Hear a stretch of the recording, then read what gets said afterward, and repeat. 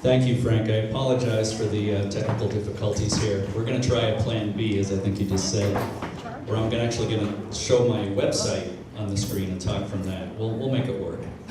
Thank you for your patience. I appreciate it. I'm very, very happy to introduce Dave Waller and his wife Lynn, and they just happened to buy Graves Light, which is our little neighbor down the end of Short Beach. And Dave has wonderful plans for this very historic and very, it's like having an old friend down the end of Revere Street. So when Jeremy, when good things start happening for Jeremy, afterwards we'll have Dave talk a little bit of his plans for the lighthouse and why he loved it, why his wife loved it, and we're just thrilled to have somebody love this lighthouse and give it the respect that it deserves. And there's a lot of fun things that are going to happen out there, very exciting stuff. So we will hear about that after Jeremy's lecture and before you can come up and look at the books. Did I stretch this out long enough? Is it good? But we're very happy to have Dave and Lynn here.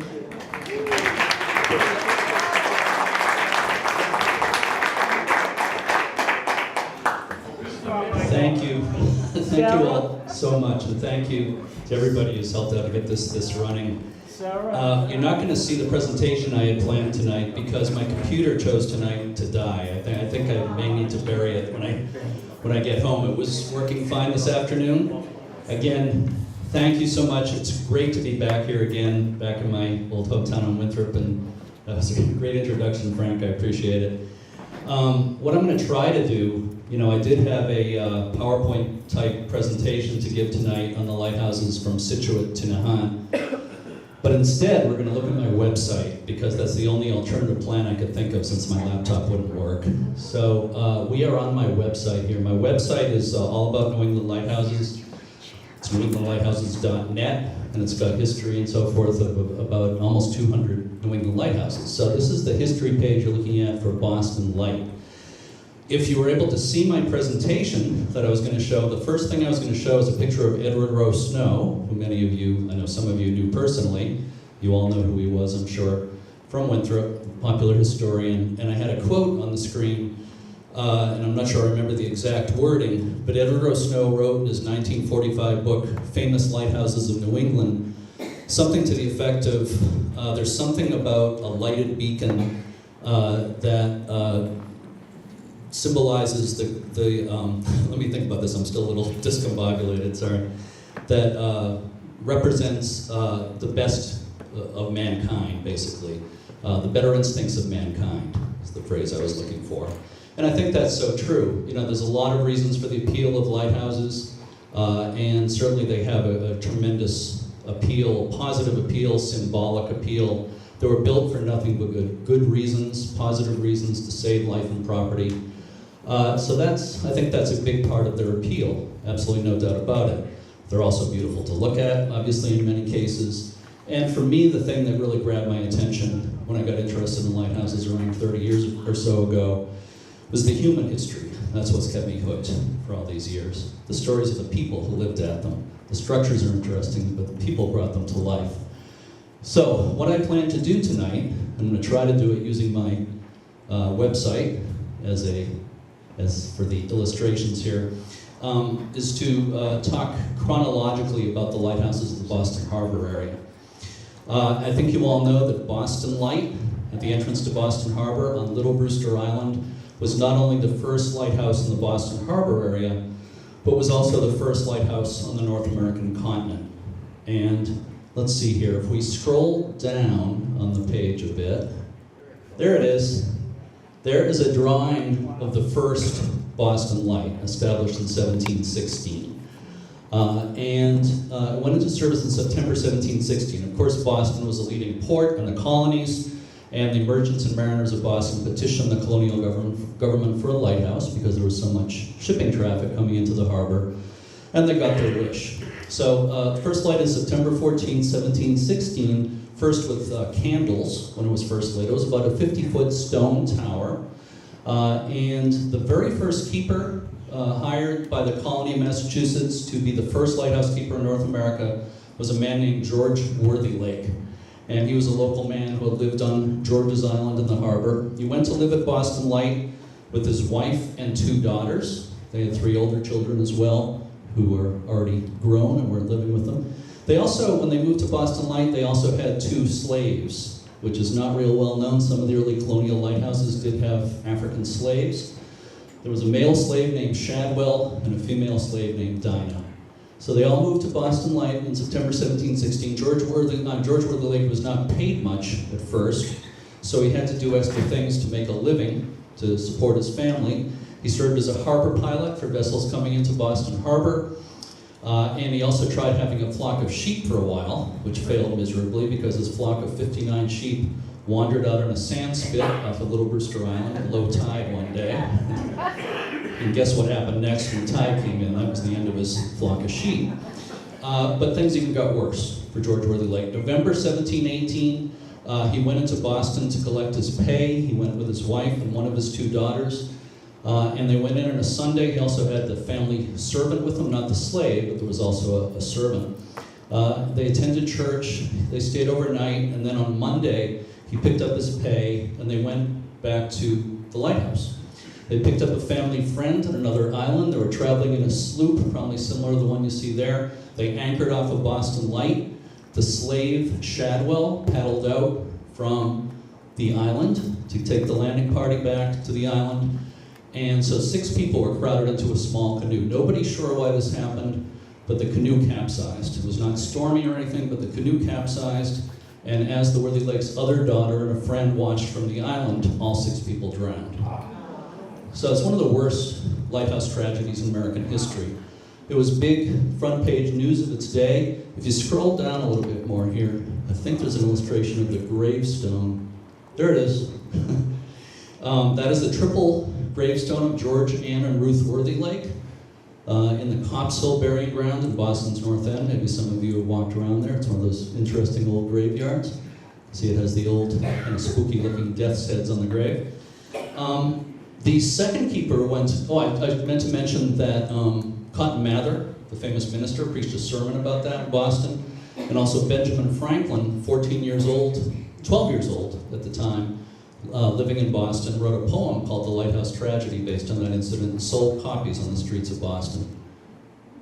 You can stay with the gravestone for the moment. Big news of its day. The second keeper went out to Boston Light after Worthylake, drowned after 2 weeks on the job. So people started to wonder if the place was cursed in some way. But as far as I know, no keepers have drowned out there since then. There are ghost stories. Some people think that George Worthylake is still hanging around. Did I do my haunted lighthouse talk here once? Some of you may have seen me do that elsewhere. But there are some ghost stories, but I'll refrain from those tonight. So I'm going to skip ahead to the Revolutionary War era. Let's try scrolling down here. I'm trying to remember what's on here. That is a fog cannon, by the way, those 2 pictures. The first fog signal in North America was installed at Boston Light in 1719. The keeper requested basically a gun to answer ships in the fog. So ships would fire a gun if they couldn't see anything in the fog, and the keeper would blast this cannon, just powder, of course. They wouldn't shoot a cannonball at the ship, but they would blast in response, and in theory, the people on the ships would hear that blast. It would help tell them where they were. So that was the first fog signal in North America, which is now on display inside the base of the lighthouse, as you can see there. If you scroll down a little bit more, that is an early drawing of the present lighthouse, which was built in 1783. Boston Light was the scene of fighting a couple of times during the American Revolution, during the period in 1776 when the British occupied Boston Harbor. The very last act, when the last British ships were leaving Boston Harbor in June of 1776, was to set a timed charge, which completely destroyed that first lighthouse. Went about 7 years before a new one was built, and it was finally rebuilt by order of Governor John Hancock. And the lighthouse we have today is the 1783 lighthouse with some changes. So if you scroll down a bit more,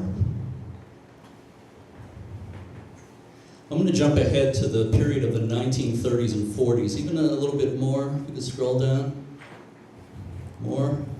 It's a long history I've got on the website there. Keep going. Okay, you can stop there, actually. A real interesting period of history at Boston Light was the 1930s and 40s. During that time, 3 keepers were assigned there, and they lived on this tiny little island. It's about 2 acres, and that's being generous. And there's as many as 19 kids living on this tiny little island at that time. The man who's kind of in the middle of that picture, the tallest one there, was Maurice Babcock, who was keeper from 1926 to 41. And he ended up being the last civilian keeper of Boston Light. The Coast Guard took over lighthouses in 1939, so he was the last civilian keeper. His son, I interviewed his son, Maurice Babcock Jr., some years ago for the series I did here in Winthrop on Edward Snow. I interviewed Maurice Jr. And he talked about having fun at Boston Light when he was a kid. Basically, you had to make your own fun living on an island like that. You know, you had no choice. He said that the families got along pretty well. One of the other families was the Norwoods. There was an assistant keeper, Ralph Norwood, and his wife Josephine, and their 9 kids. And Maurice Babcock Jr. said they got along fine, except it was kind of territorial. One time he wandered onto the Norwoods part of the island, but without permission, and one of the Norwood girls socked him in the nose. But usually they got along.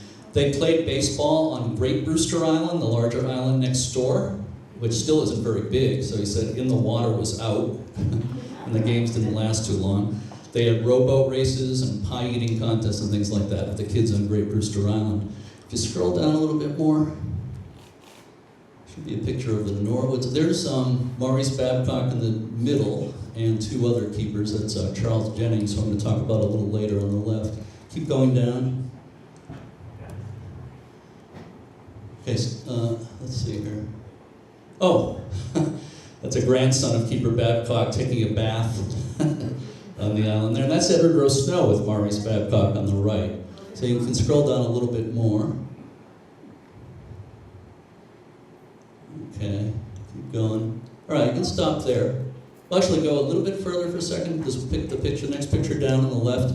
That is the Norwood family. I mentioned Ralph and Josephine Norwood, 9 kids. All 9 kids were born by the time Josephine was 27, which is a little scary in itself. But anyway, I interviewed some of those grown Norwood kids years ago, and they pretty much loved their summers at Boston Light. They would board with families on the mainland to go to school, but they spent their summers and school vacations out there, and they really loved it. Except for one of them. One of the brothers, Dexter, told me he hated every minute of it. But you know, island life like that was not for everybody. But mostly, even though there were hardships, they did enjoy it. If you go down a little bit more on the right here, there's a picture of some of the Norwood kids sitting on the fog cannon right there. But if you go back up again, right there, that picture of the little girl, that is Georgia Norwood, who was born to the Norwoods in 1932. She was the first child born at Boston Light in its long history. See, she was a cute little girl, and when she was due to be born, her mother Josephine went into labor, and it looked like she was about to be born, so a doctor went out from the town of Hull, and it turned out to be false labor. But he went out during a storm. The seas were very rough. He actually risked his life to go out to deliver the baby. It turned out, again, to be false labor. The baby wasn't born until calm weather a week later. But because of the doctor going out there in the storm, little Georgia got the nickname Storm Child. And even though she wasn't born in a storm, that name stuck. And a novelist by the name of Ruth Carman heard about that. She wrote a novel called Storm Child that was very loosely based on the true story of Georgia. The only true thing was that she was born there. The climax of the book had Boston Light being destroyed by a tidal wave, which never happened, in case you didn't know. But some Hollywood types thought they would make a movie of Storm Child. And it was decided that Georgia would play herself, and she was played up in press materials as the Bay State's own Shirley Temple. I can see she kind of looked like her. And the story goes that the night before she was going to fly out to Hollywood, little Georgia was crying, and she said, "I don't want to go to Hollywood, I want to stay at Boston Light." And the parents thought better. She never flew out there, and the movie was never made, so kind of too bad. Would have been probably kind of cheesy, but I wish the movie was made. You can go ahead and scroll down. Let's see. It's a family with another baby that was born to a Coast Guard family later on there in the 50s. If you keep going. Keep going. There's a dog that lived there for a while. Okay, if you go back up a little bit, that's a video clip on the right. I don't know if we're going to be able to hear it if you play it, but that's Dennis Dever, who, do we have the sound, the speakers plugged into that laptop? Is it actually plugged in? Might be worth trying. That person in this video clip is Dennis Dever, who was a Coast Guard keeper at Boston Light in the late 80s. And it looked like he was going to be the last lighthouse keeper in the United States. The Coast Guard was gradually automating all the lighthouses. Boston Light was scheduled to be the last one around 1990. And Dennis was the keeper. I interviewed him at the top of the lighthouse in 1989. See if we can get sound here. Oh, it won't play. Okay. Well, I'll tell you what he says there. He basically says how he loved it out there in a storm. He said when it was stormy out there, he liked to sit and read an Edgar Allan Poe book. He loved life at Boston Light. Dennis Dever really relished the role of being America's last lighthouse keeper. But as it turned out, he wasn't. As I'm sure a lot of you know, what happened was legislation was passed, led by Senator Ted Kennedy, to keep a Coast Guard crew at Boston Light. So for some years, they had full-duty Coast Guard personnel out there. They then decided instead to hire a civilian keeper, and I know that the keeper of Boston Light has spoken here, and maybe a lot of you saw her, Sally Snowman? Okay, yeah, just a few months ago, or last year? I think there's a picture here if you scroll down some more. But you all know Sally. Can you scroll down on the page? It's okay. There she is. That's Sally with Connie Small in that picture. Connie Small wrote a book called The Lighthouse Keeper's Wife, and she lived to be 103 years old. She served at various Maine lighthouses and Portsmouth Harbor Lighthouse in New Hampshire. And Sally and I visited Connie when I took that picture. But anyway, so Sally was hired in 2003 to be the civilian keeper of Boston Light. She is the only official lighthouse keeper in the United States today. They also have Coast Guard auxiliary, so-called watchstanders, who spend time out there as well. Boston Light is about to celebrate its 300th anniversary in 2016. There's going to be some special events. I just got an email from Sally today about that, as a matter of fact. There's planning going on now. They renovated all the buildings last year, so they're in good shape now. They're resuming tours, public tours out there this year. If you've never been out to Boston Light, do it. It's wonderful. And there are tours from the Boston waterfront. I think there'll be something like Thursday through Sunday, starting sometime probably the end of May. So we're going to go to another lighthouse now. So the second lighthouse I want to talk about is Scituate Light. If it hopefully will come up on the screen. There it is. I'm sure a lot of you have been to Scituate Light, down on the other side of Boston. It was the second lighthouse in the general Boston Harbor region to be established. And an interesting fact about Scituate Light is that the Keeper's House and Lighthouse Tower combination there is actually the oldest combined lighthouse tower Keeper's House in the United States, built in 1811. There are older lighthouses, there are older Keeper's Houses, but as far as the combination, it's the oldest. It went into service in April of 1812. And there's a famous story here. If you scroll down a little bit, I think there's an illustration. There you go. Well, it's not much of an illustration, but on the right there, it's a cover of a children's book. I'm sure a lot of you have heard of the so-called American Army of Two, or Lighthouse Army of Two at Scituate Light. And the story goes, the first keeper was a man named Simeon Bates. He had two daughters. Sometimes when the story is told, it sounds like they were little girls, but they were not when this happened. They were 17 and 21 years old, Rebecca and Abigail. During the War of 1812, British warships were raiding some of the towns along the New England coast. And one day, Keeper Bates was away from the lighthouse, leaving his two daughters in charge, and they were there alone, and they saw a British warship coming into Scituate Harbor. And they thought very quickly and very smartly, they grabbed their fife and drum that they enjoyed playing for fun. And as the British were unloading from the ship and coming in a boat, starting to come ashore, Rebecca and Abigail started playing Yankee Doodle on their fife and drum. The British, about to come ashore, heard that, thought the Scituate militia was approaching, and they hightailed it back to the ship and they left Scituate Harbor.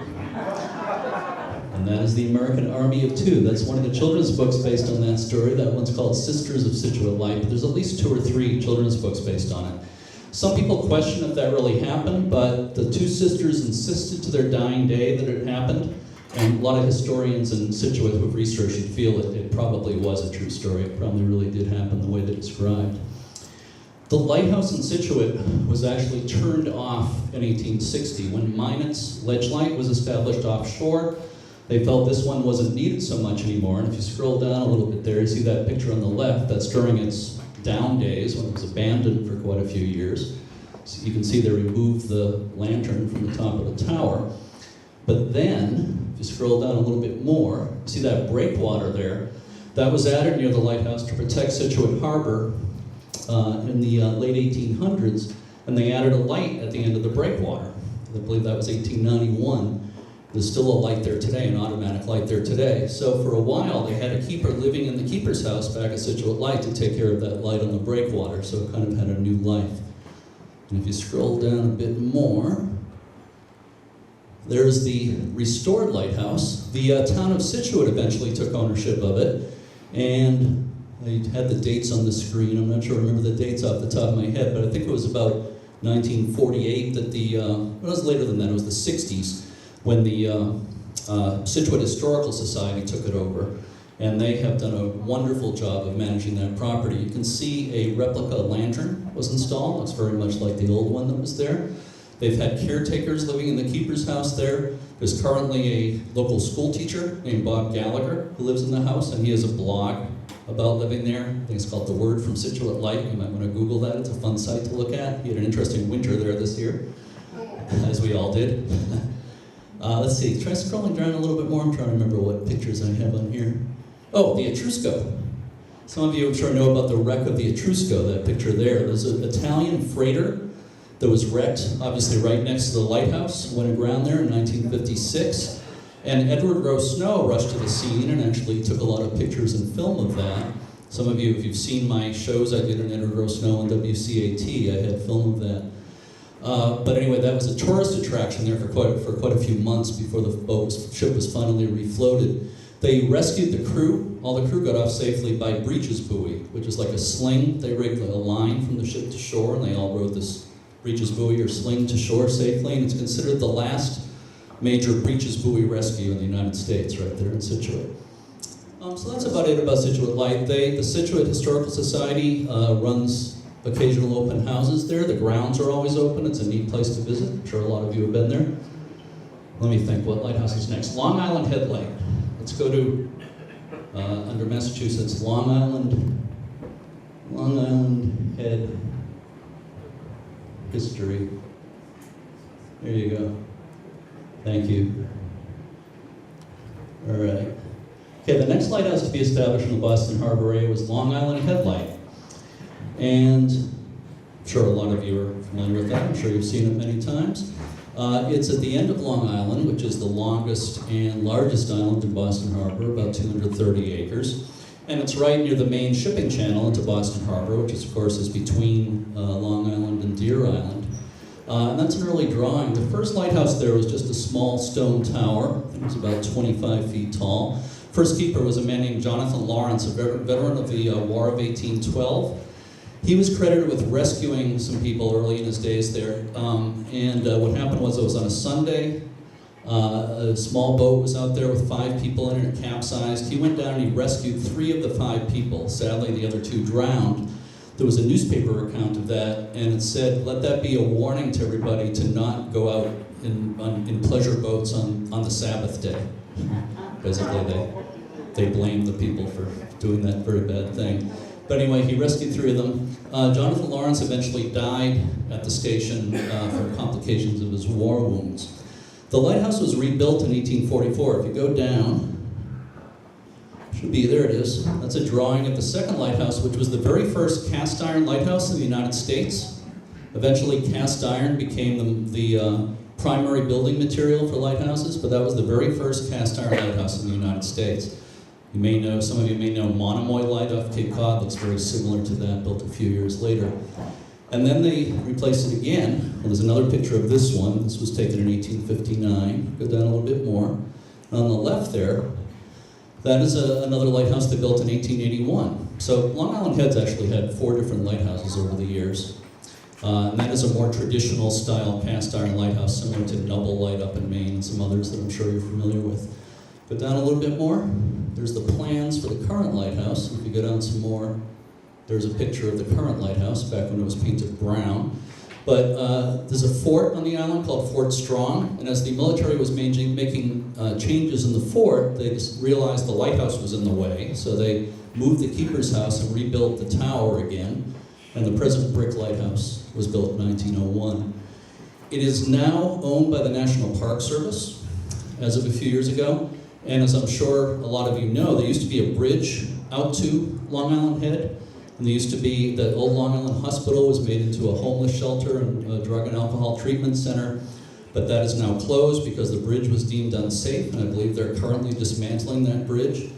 Hopefully going to build a new one eventually, but right now public access was always a problem there, but right now there's no access there at all. I guess it's possible to land a boat on the rocks, but it's officially off limits to the public. I was lucky enough to get on the island a couple of times. There were some pictures for a visit. You see the cast iron stairs inside the tower. The man standing there in that picture is Marty Nally, who restored that lighthouse back in the late 90s. He was hired by the Coast Guard and did a lot of work out there. Let's see if you scroll down a little bit more. That's really about it. I'll mention this picture here. That is one of the tall ships in a tall ship parade in October '92, the anniversary of Columbus's voyage, 500th anniversary. Some of you, I'm sure, remember that big tall ship parade.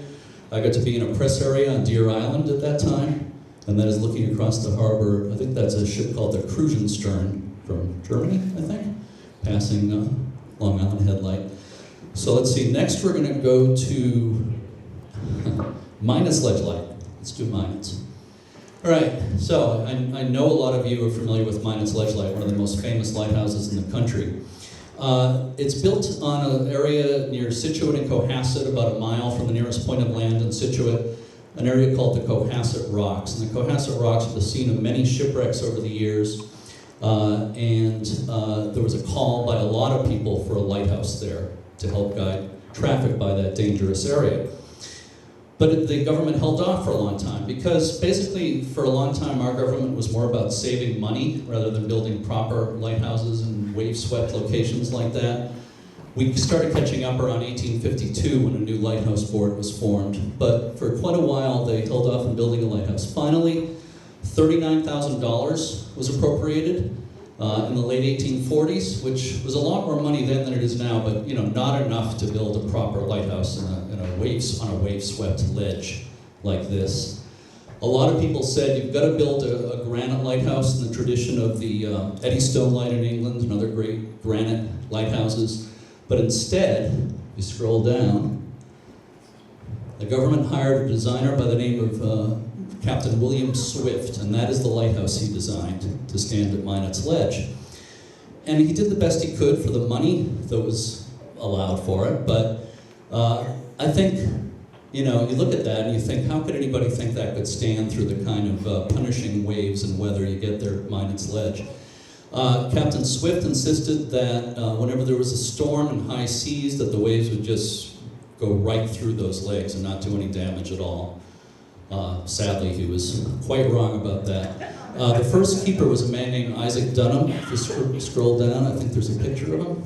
There's another drawing of that first lighthouse. The keepers lived in the upper part of that, by the way. There are 2 levels of living quarters. Imagine living in there. Yeah, scroll down, please. There he is. No, that's not him. That's Henry David Thoreau, who described it in his book, Cape Cod. There's Isaac Dunham. He was the first keeper. And his son, Isaac Jr., was an assistant keeper. They had another assistant. Usually 2 of them would be out there at a time. Right away when he took the job, Isaac Dunham started complaining that the lighthouse was unsafe. He said, you've got to do something to fix this place to make it more secure. He said that in storms, often the tower would sway 2 feet in each direction. And if you could scroll back up a little bit, I want to read you a log entry or 2 right there. The second one that says April 6th towards the bottom right now, that's one of his log entries that's really memorable. He said, the wind east blowing very hard with an ugly sea which makes the light reel like a drunken man. I hope God will in his mercy still the raging sea or we must perish. God only knows what the end will be. So, every time there was a storm, they thought it was going to be their last day on Earth, basically. Somehow he and his son stuck it out for a year, after which they quit. Interestingly, Isaac Dunham, before he was at Minot, was also the first keeper at Nauset Light on Cape Cod, and he was the first keeper at Pemmican Point Light up in Maine, both very well-known lighthouses. If you scroll down a little bit more, there we go, that's a good picture to show. That picture is based on a drawing by the second keeper, who was Captain John Bennett from England, veteran of 25 years at sea, very experienced seaman. When he first went there, he thought that the lighthouse was safe, but very soon he too realized that it was not safe at all. And he complained to the government, said, you've got to do something to improve things here. One thing he did was he added an escape route. You see that rope going from the top of the lighthouse? There's a basket hanging from it there down to a rock. That was meant to be basically an escape channel if it was needed, but it was never used successfully as far as I know. But the idea was the keeper would ride that kind of like a breeches buoy down to the rock, and hopefully there'd be a boat waiting down there. But what happened was in spring of 1851, there was a tremendous storm that washed away the station's boat.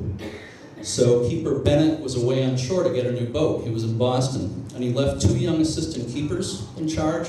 They were both in their 20s. Their names were Joseph Antoine and Joseph Wilson. And they were left there alone with no boat. And this tremendous storm came into the Boston area, which is now remembered as the Minot's Light Storm, or Minot's Light Gale of 1851. As the night went on, Boston was flooded, houses were washed away in Cohasset and other places, and people in Cohasset and Scituate could see the gleam of the light well into the night. They could also hear, at about 1 o'clock in the morning, they heard the frantic ringing of the fog bell over and over again, like clang, clang, clang, clang. It's not clear if the keepers were sounding it over and over again as an emergency signal, or whether the tower was swaying back and forth so fast that it was causing the bell to ring over and over again. In any case, after a while there was silence. Nobody could see the light anymore, so everybody knew what had happened. Keeper Bennett went to shore about 4 a.m. in Cohasset.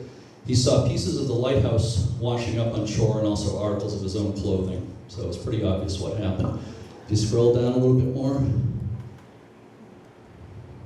there is an artist's conception of what happened that night. Basically, the support started to snap, and eventually the central support snapped and the lighthouse went over. The two young keepers apparently tried to swim to shore.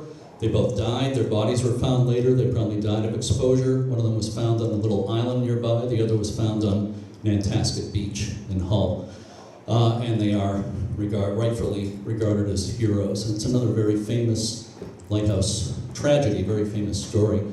Let's see, scroll down a little bit more, please. Okay, there are the plans for the second Minot's Light, which took 5 years to build, 1855 to 1860. And this time they did it right. A lot more money. It ended up costing about $300,000 to build, which was a lot of money in 1860 dollars. And is made of 1,079 interlocking blocks of granite from Quincy, Massachusetts. The granite was quarried in Quincy and brought to and cut there. The blocks were cut, prepared there, and then brought to a place called Government Island in Cohasset, where they were assembled, make sure they fit together right, then they were brought out to the ledge. If you scroll down a little bit more, there's a couple of pictures of the building of the lighthouse. There it is, maybe a third of the way up. Basically, this was built in the tradition of the great wave-swept lighthouses like Eddystone Light in England. The granite blocks have like sort of tabs and notches in them. They're dovetailed together, kind of hooked into each other for added strength. There are also iron dowels holding them together and very strong mortar. So it's very much built to last. You can scroll down a bit more. There's another picture of it under construction. And a bit more, a little higher. And there it is, a drawing of it finished. And it's an amazing accomplishment, really. It's an American civil engineering landmark and really one of the great accomplishments of American lighthouse building.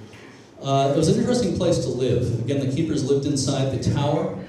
They would generally assign 3 keepers and 2 would be out there all the time. And it wasn't for everybody. Life at a lighthouse like that was very stressful.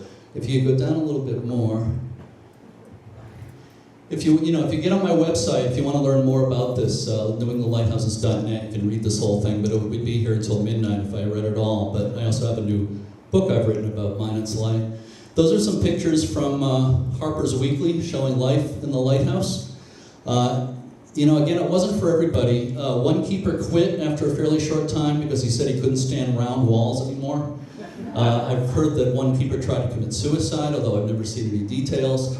Keepers at similar lighthouses did commit suicide, or there were attempted suicides, and there are cases of keepers attacking each other at some of these places. As far as I know, that didn't happen at Minot's Light, which is kind of amazing. Mostly the keepers were very dedicated, and you just had to be a certain type of person to live that kind of life.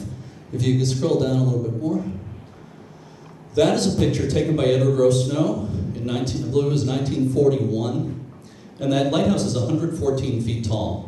So the spray from that wave is going probably 100 feet up in the air, which is not terribly unusual. There's another famous picture taken by a Boston Herald photographer in the blizzard of '78 with a gigantic wave going up to the top of the lighthouse.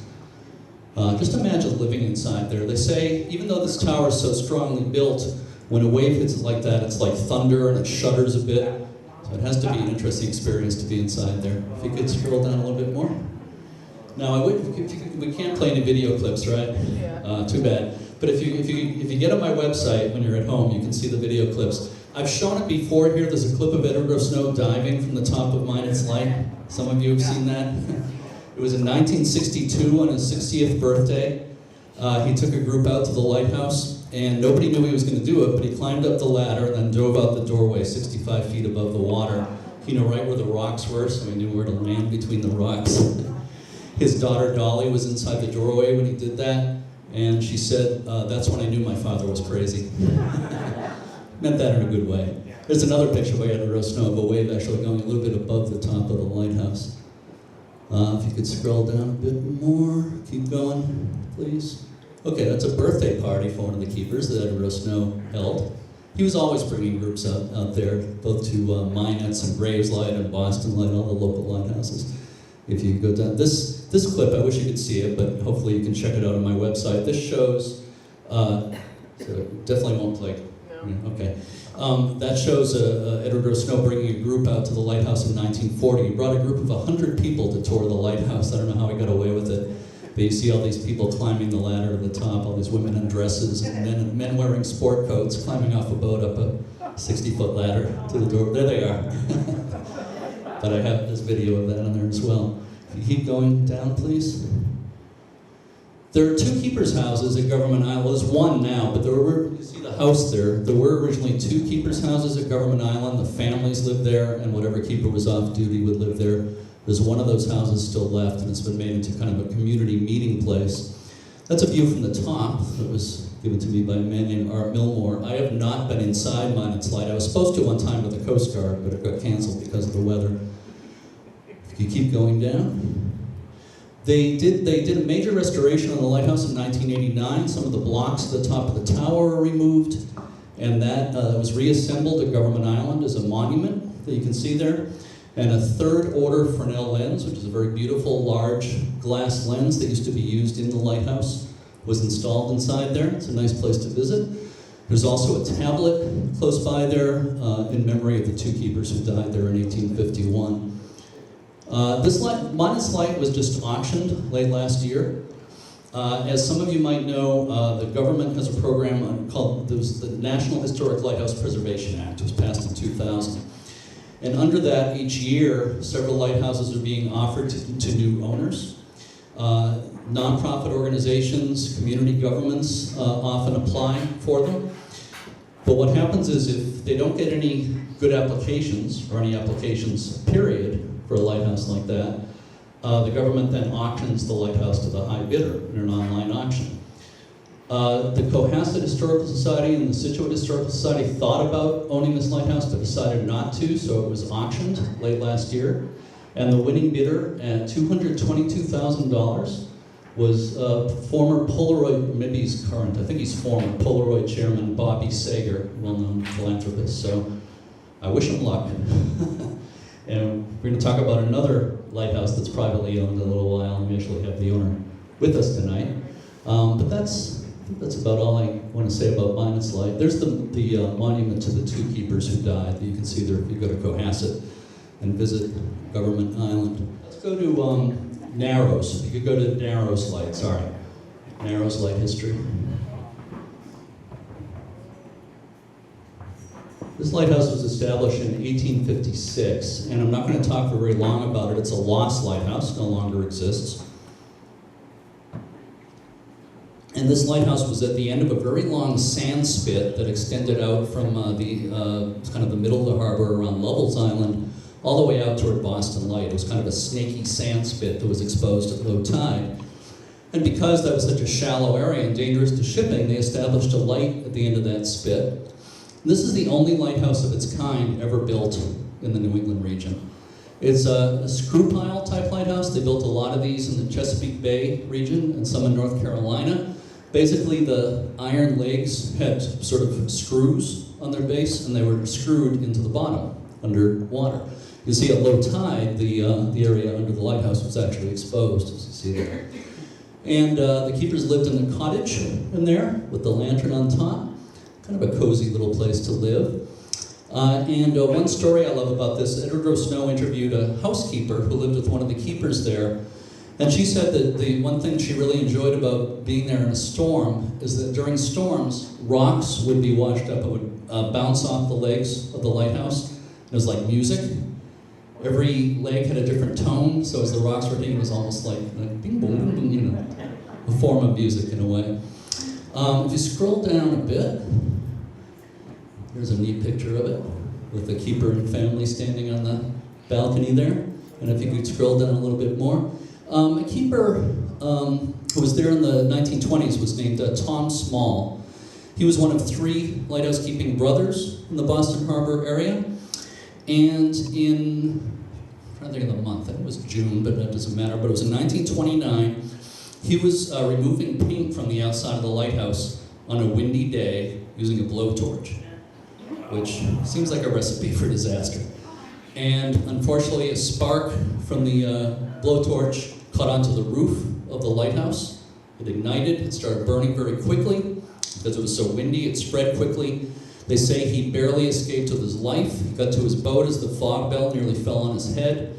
He did escape, but that was the end of the lighthouse. If you could scroll down a little bit more, please. There's the fire. That's the end of so-called, I didn't mention that it was called Bug Light. The official name was Narrows Light, but everybody knew it as Bug Light because it kind of looked like a bug on those long legs. If you could go down a little bit more, please.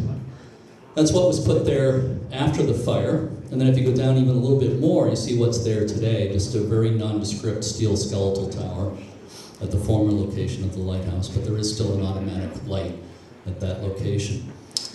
Why don't we go to, established right around the same time, Egg Rock Light, Egg, E-G-G. I'm sure a lot of you know Egg Rock, the very prominent island off of Nahan. I don't know how many of you know there used to be a lighthouse there on that island. There we go. Okay, thank you. Okay. A lighthouse was established on Egg Rock mainly to help the fishing fleet in Swampscott in 1856. That's an early drawing of the lighthouse with His Majesty the Sea Serpent swimming by. Egg Rock was one of the places in the 1800s where there were quite a few sea serpent sightings. You have to think they saw something. I don't think that all the people were crazy or drunk, but I don't know. I wasn't there. But if you scroll down a little bit more there, that's a picture of Alonzo Lewis, a civil engineer and also a poet and author, interesting guy, who asked the government for a lighthouse there at Egg Rock, and he was partly responsible for it being built. The first keeper was a local fisherman named George Taylor, and he moved there with his 5 children, and they had several pets as well. They had a tame crow, was one of their pets. They also had a dog named Milo, and if you could scroll down just a little bit more. Whoop, I didn't mean to go that, but that's okay. Getting a little ahead of what I was going to say, but that's okay. That's Milo in that picture. Basically, Milo became famous. He was half Newfoundland and half St. Bernard, and he was famous for his swimming prowess, and he was credited with the rescue of several children around Egg Rock from drowning. And his fame spread far and wide, and an artist in England by the name of Edwin Henry Landseer, who's pretty popular, I don't know if any of you know him, but he used to paint animal portraits, and he decided he would paint Milo. And that is the painting Landseer did of Milo right there. And it was a very popular painting. It was known as Saved, with an exclamation point. And everybody had that, I guess, in the area. My older brother, remembers that being a framed copy of that being on the family's wall when he was growing up. And he said the picture used to scare him. He didn't know what that dog was doing to that kid. But the idea is that the dog just rescued the child, but I could see how somebody could misinterpret that.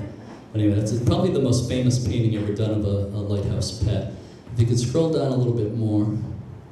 That's the first lighthouse built in 1856, but if you scroll down a little bit more, they replaced it in 1897, a little bit more. That's George Lyon, who was keeper for over 20 years and later was at Graves Light, and jack of all trades, fixed all the local fishermen's boat motors and was a marksman and knew how to repair guns and all kinds of stuff. Just a really interesting guy, and he built a landing pier at Egg Rock as well. If you go down a little bit more, there's the landing stage that he built there on the island, a little bit more, and that's the 1897 lighthouse, the second lighthouse built on Egg Rock. And unfortunately, this lighthouse had a very sad end. It was discontinued in the early 1900s by the government, and they offered it at auction to the public, but the only stipulation was that the buyer would have to move the buildings off the island. So, a man from Boston bought it. He was going to move the keeper's house to the Dorchester part of Boston. He had a crew go out there, and they separated the house from the lighthouse, the brick lighthouse tower, and they started moving the house downhill to a waiting barge with cables attached to it, and a cable snapped, and the house started going downhill, and some of the workers were actually inside and had to break windows and jump out the windows. They managed to get out before it went in the ocean, but if you scroll down a little bit more, that's the end of the... That was the end of the keeper's house. You can see the keeper's boat was still hanging on davits there at the pier.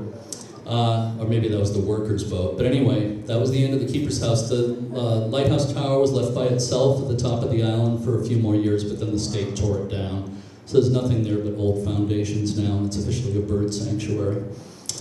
Now, I know we started late, so probably don't want to talk too much longer. Graves Light is certainly well known to people in Winthrop. I lived in a few different places during the time we lived in Winthrop, and for a while we lived on Locust Street for a while off the beach, and then Cutler Street off the beach for a while. And our deck on Cutler Street actually had a view of Graves Light. So it's been one of the favorites of mine for a long time. And it's one of the two lighthouses you can easily see from the shores of Winthrop. I was also going to talk about Deer Island Light, which of course was off Winthrop, but you can all look it up on my website later on. Graves Light was built in 1905 at the outer entrance to the harbor. It was actually marking the entrance to the improved Broad Sound Channel into Boston Harbor, which became the main shipping channel at that time. And this is another example of a great wave-swept stone tower in the great tradition of some of the really great granite lighthouses in the world. And you see part of the plans there, and you see the levels inside there. Again, the keepers lived inside this lighthouse. If you scroll down a little bit more, there's some scenes from the building of it. And the stone for Graves Light was quarried in Rockport, Massachusetts, on Cape Ann. They had to level the ledge. Graves, as you probably know, is a bunch of rocky ledges out there. So they had to select a site and level the ledge to prepare it. And then the stones were brought out there. They had a worker's shanty at the location for a while where they lived. Living quarters, a blacksmith shop, etc. And up to 30 men lived there as they worked on the lighthouse. If you scroll down a little bit more. Let's see. There's a shot from the interior my only time I've been in there so far. I have to get in there again sometime, but it's really quite a beautiful lighthouse inside. You can see the tiles there. That's enameled brick.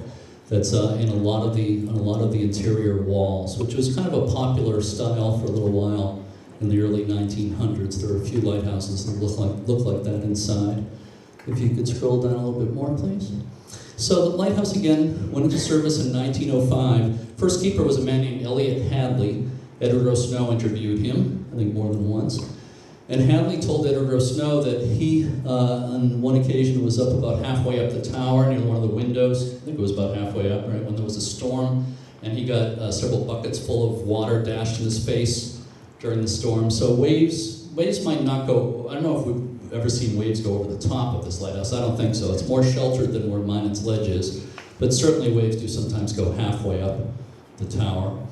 If you could scroll down a little bit more. That's a picture taken by Edward O. Snow there. Those are two keepers there. The one on the right was Octavius Remy, whose father, Milton Remy, was keeper at Minot's Light for about 20 years. And Octavius, the son, replaced his father and then went over to Graves Light. And if you could scroll down a little bit more, I talk here about, see Joseph Cotton, the actor there on the right. And I was going to show you a video clip from the movie Portrait of Jenny. I'll bet there are people here who remember that movie. I think it was 1947. And Joseph Cotton and Jennifer Jones were the stars, and a good part of the movie was shot at Graves Light. Edward O. Snow was sort of a goodwill ambassador for the area, and there's a clip of him talking to Joseph Cotton. There's a clip on the left there.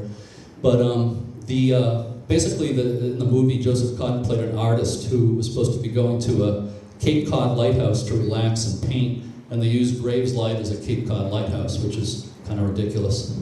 Doesn't look anything like anything on Cape Cod, the terrain or the lighthouse. But anyway, there's a very spectacular scene, the climax of the movie, where there's a storm and Joseph Cotton is looking for his lost love, Jenny, around the rocks, around the lighthouse. It's quite a spectacular scene. They kind of blended in actual footage of the lighthouse with a miniature, and it's pretty well done. So you should catch the movie on Turner Classic Movies if you get a chance. If you could scroll down a little bit more, please. The light was still staffed by the Coast Guard up until the 1970s. I heard some years ago by email from a man named Pedro Marticio, who was one of the last Coast Guard keepers. And he said that in the 70s, for a while, they removed the keepers because they were having problems with mercury fumes. The giant first order lens, which is the largest lens that they made, about around 10 feet tall, this magnificent glass lens, rotated on a bed of mercury. And you all know that mercury is not necessarily good for you. People didn't used to know that.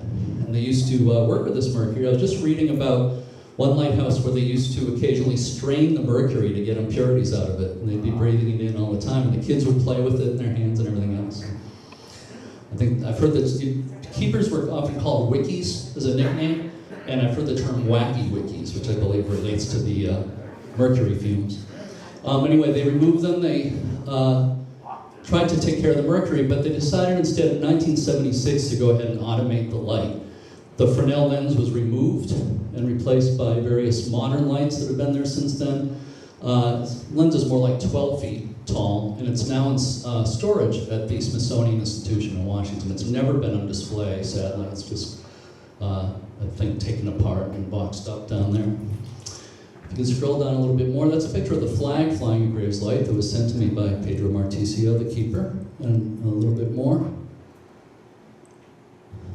And a bit more, if you could. There's a nice quote from Edward O. Snow there. He said, "I shall not attempt to give you a description of the scene from the top of the light, but hope that someday you may journey to this far-flung ledge and see the splendid view for yourself." I first got that chance back in June 2001. At the time, the Coast Guard was converting the light to solar power. And I kind of hitched a ride with the Coast Guard. Well, they hired a contractor to do the work, but I hitched a ride with a Coast Guard friend out to the lighthouse by helicopter. And you can see the little platform on the side of the lighthouse where we landed. That was an interesting experience. It was a lot of fun.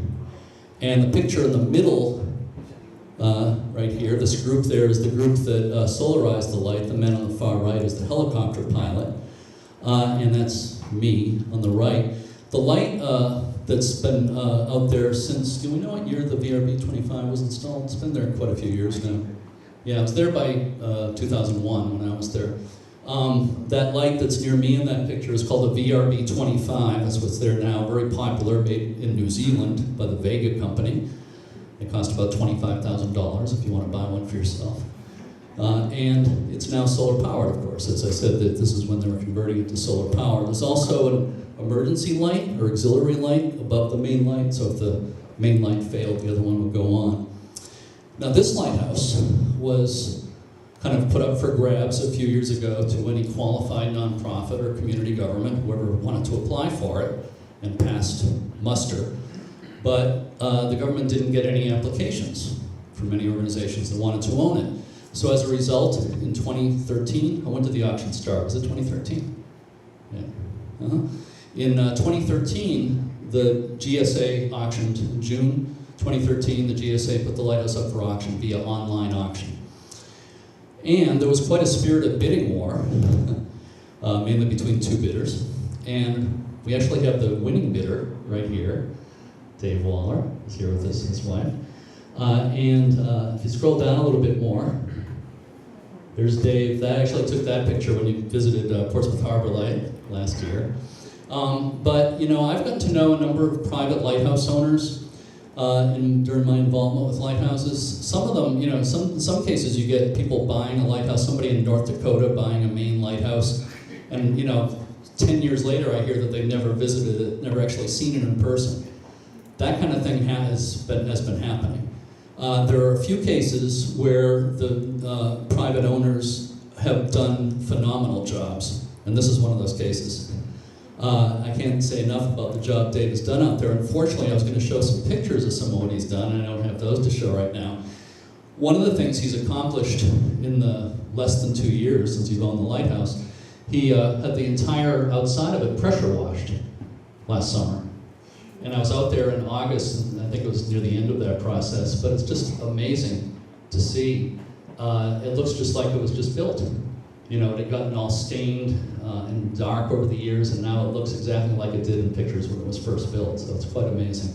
And you've also been doing a lot of improvements on the inside as well, right? Yeah. Do you want to tell people a little bit about what you're doing? Okay, that'd be great. Thanks, Jeremy. Hello, everybody here. It's good to be with you folks. I'm Dave Waller. There's my wife, Lynn. And we bought the lighthouse at auction, as Jeremy said, and we thought the first order of business would be to keep it dry, keep the water out. So that's where we spent most of our efforts last year. We didn't intend to clean the tower because it was expensive, and we kind of liked the kind of angry look of it. But in the end, we had to, because as we repointed all the joints, we just was turning into a patchwork of areas that were clean and dirty, and it just looked like a mess. It looked worse than when we started, so we decided that we had all the scaffolding there, we had the guys there, we might as well just do it. So now it's high and dry, and we put some buckets in it in the fall before the rough season started. And this spring, just a couple of weeks ago, we went out and there was this much water in one bucket where we knew there might have been a leak, and everything else was dry. So that's not bad. So this year we're doing the kitchen, the bathroom. The floors are all quarter sawn oak, so we're going to sand those. There's a ceiling that's all paneled oak. It was all built in Maine, the whole wood interior in Portland, and moved down there. And it was said that it was the most beautifully appointed lighthouse on the East Coast when it was built. Although I suppose that's an interpretive statement, but it was beautiful. It was also the most powerful light. It was, yeah. 16 miles, I think you could see that 80. Yeah. I bet there's people here that remember the old lens that must have shone right into people's windows. Now it's just a little winking thing. It's not as exciting. The foghorn can get a little crazy, especially when it's on a clear day and it's going off. You just want to jump after about an hour. But this year, like I said, we're going to start working on the interior, and we hope that we can live there as a family getaway, and then maybe rent it out as a B&B or something. So we do have a 40-foot ladder to climb, so we're trying to work on that too. Anyway, thank you.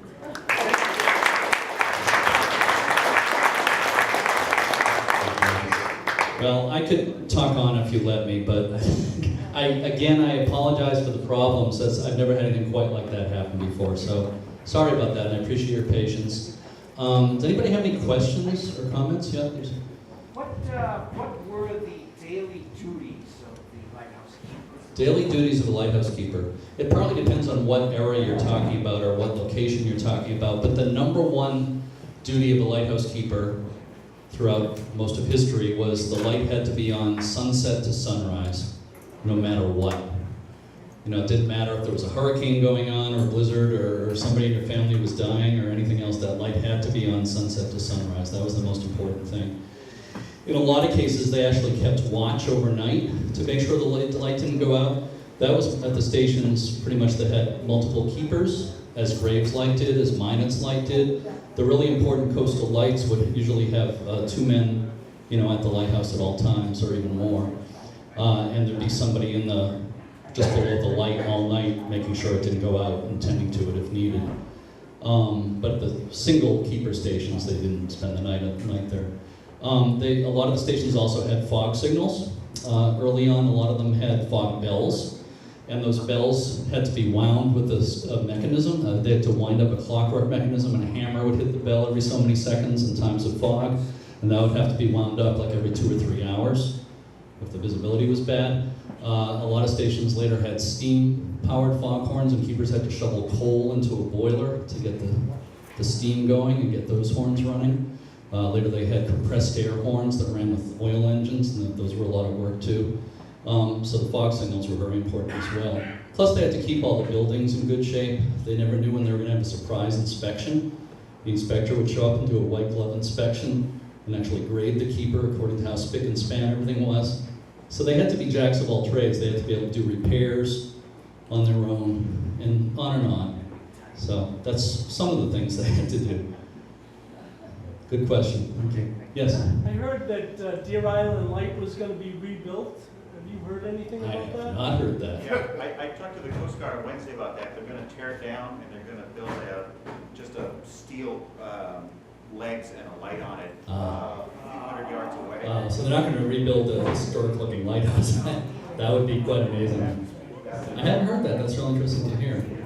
Yeah, I was gonna talk about Deer Island Light tonight, but I'm sure a lot of you remember the old caisson light, a spark plug type light. They used to be there until 1982, when the Coast Guard tore it down. Pedro Marticio, one of the last keepers of Graves Light, was also the last keeper of Deer Island Light.